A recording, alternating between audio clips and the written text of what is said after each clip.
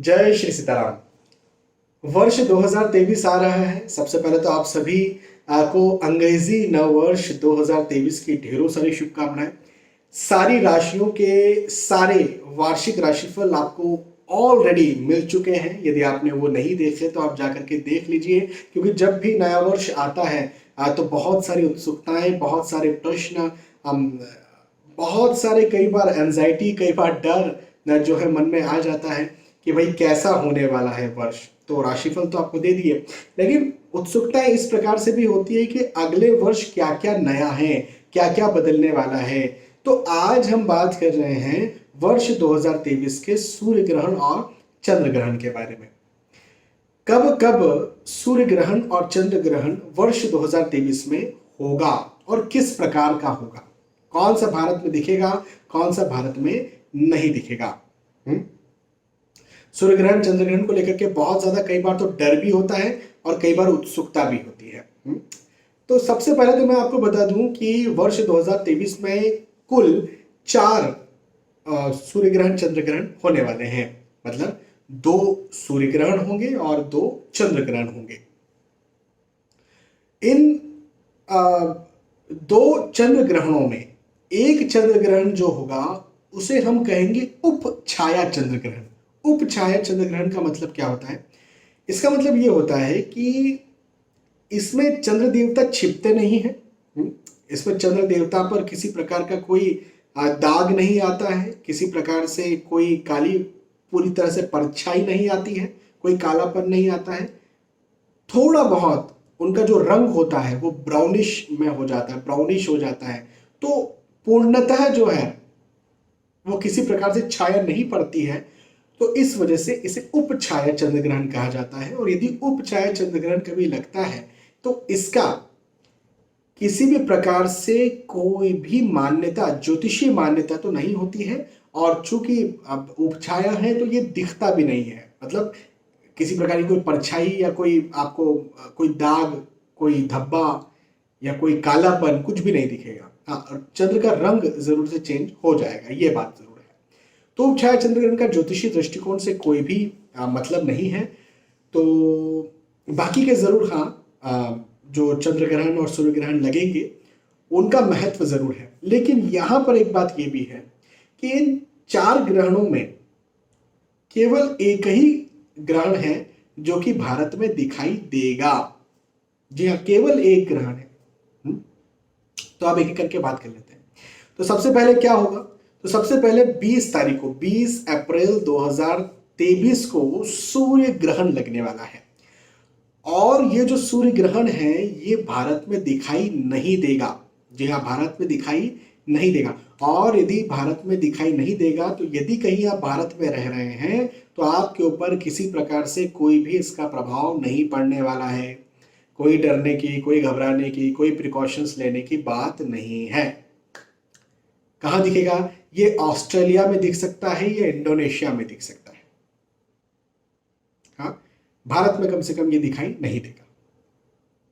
ठीक है, तो 20 अप्रैल को ये सूर्य ग्रहण लग रहा है। उसके बाद में जो मैंने कहा था ना उप छाया, तो फिर उप छाया चंद्र ग्रहण लगेगा। कब लगेगा? 5 तारीख को, 5 मई। अब चूंकि मैंने पहले ही बता दिया कि इसका कोई प्रभाव ही नहीं होगा तो कोई मतलब ही नहीं है, कोई किसी प्रकार का कोई ज्योतिषी प्रभाव नहीं होगा। कोई प्रिकॉशंस लेने की यहां पर जरूरत रहती ही नहीं है।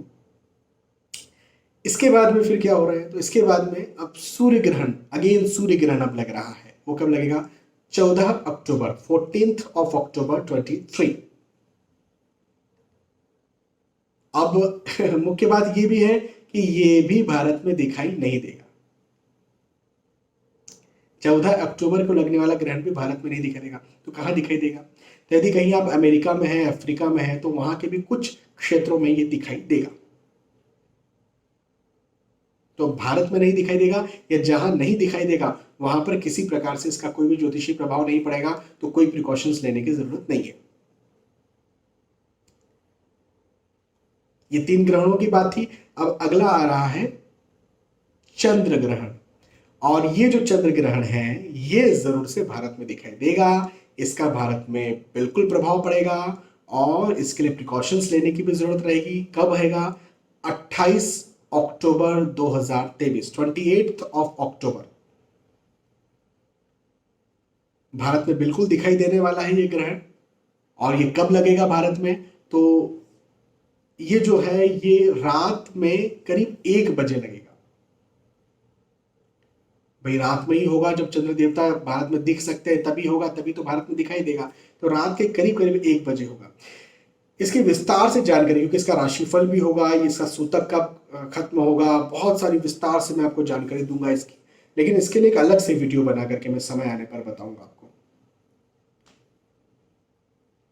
क्योंकि क्या राशिफल होगा, क्या प्रिकॉशंस आपको ध्यान रखनी है, और क्या एग्जैक्टली क्या वक्त होगा, क्या सूतक काल होगा, ये सब जानना बहुत जरूरी होगा।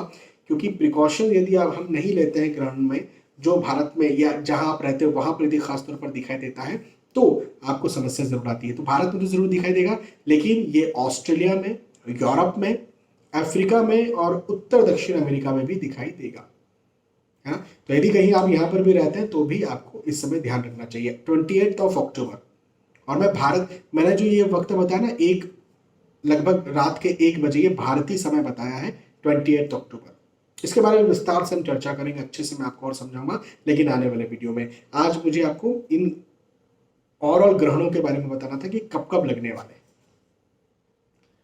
तो केवल एक ग्रहण को लेकर के हमें प्रिकॉशन लेना है, वो भी वर्ष के आखिरी में 28 अक्टूबर को है ना, लास्ट क्वार्टर। तो कोई चिंता की बात नहीं है किसी प्रकार से। और वैसे तो यदि ग्रहण दिखता भी है तो भी चिंता की बात नहीं होती है। खासतौर पर जो गर्भवती महिलाएं होती हैं उनको लेकर के बड़ा डरा दिया जाता है, बहुत परेशान हो जाती हैं वो। मैं तो कहता हूँ कि ऐसी कोई चिंता की बात नहीं होती। कुछ प्रिकॉशंस जरूर होते हैं जिनको ध्यान रखना चाहिए।